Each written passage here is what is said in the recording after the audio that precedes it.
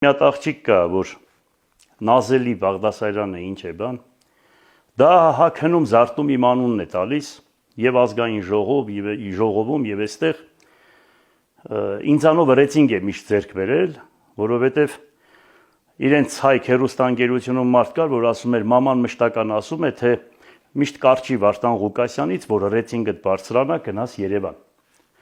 Եվ այս մի հատ էլ անեկդոտ կա, որ ասում է ինչ հարց են տալիս, ինքը օչիլի պատմությունը գիտե, հիմա այս աղջիկը երբ քնի զարթնի, բացի Վարդան Ղուկասյանից ուրիշ բան չգիտի։ Բայց հիմա ուզում եմ մի քանի բան ասել այդ աղջիկա վերաբերյալ, ուրեմն երբ որ ինքը ինձ ասում է, թե ես բնակարանի գումար եմ ստացել ազգային ժողովում, ինքը ստախոս է,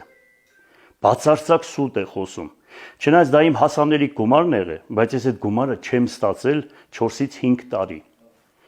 Բացի դրանից ես մի երկու բան էլ ուզում եմ իր վերաբերյալ ասել, որ մամատ ՀՀԿ է, Հանրապետական կուսակցության անդամ է,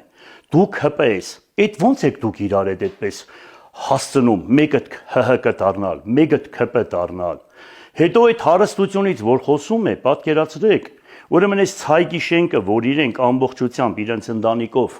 սեփականաշնորել են, չգիտեմ ինչ են արել, եւ հիմա էլ վաճառեցին, ինչ արեցին, իմ ամբողջ ունեցվածքս, որ իրար գումարեմ, այդ ցայգի շենքի արդյունքի գումարի չափ չի կարող լինել, կեսու չափ է։ Եվ այդ կամ տները Երևաններում ու մնացած տեղերում, չնայած դա ինձ սազական չէ, որ ասեմ, ամբողջ այդ ձեր ապրած կյանքը դուք քաղաքի օրը 10 անգամ ավել ինձանից գումար եք վերցնում։ Ամենափրկիչ եկեղեցին կառուցում է, մի օր չեկաք մտակ ասեք, թե մենք ինչ կարող ենք անել, մենք էլ ենք գյումրեցի։ Խաչը դնելու, խաչի օծման ժամանակ ինձանից տասնապատիկ անգամ դուք գումար ուզեցիք, որպեսզի ցուցադրեիք, եւ դրա համար ելել ես դու խոսում ես մաքրությունից, շիտակությունից ու բանից, իսկ ինչ մնում է ժողովրդի անունից ընդհանրապես չխոսեք, որովհետեւ ձեզ էս քաղաքում, ձեր անվան դիմաց գրված է, թե դուք ովքեր եք, ձեզ որ երբ որ ձեր հետևից մի հատ հարցնեք, թե ձեր համար ինչ են ասում, ձեզ կասեն, թե դուք ով եք։ Հիմա եկել ես ուղարկել են, որ ասենք ինչ շարքից անես, վրես դատական գործ հարուցել տաս, մենք այդ ամեն ինչը գիտենք։ Բայց մի բան եմ պատասխանում ձեզ։ Ասում է ծերության ցավից արծիվը բարի, ծանր տնկում էր հենված մի քարի։ Գլխավերևում մի ճանճ տժժան, քմծի ձախ տվեց ու այսպես ասաց. Հեյ գիտի արծիվ, ինչ օրի հասար, փառքը դարել է հողին հավասար, ես հիմա քեզնից բարձր եմ թրջում,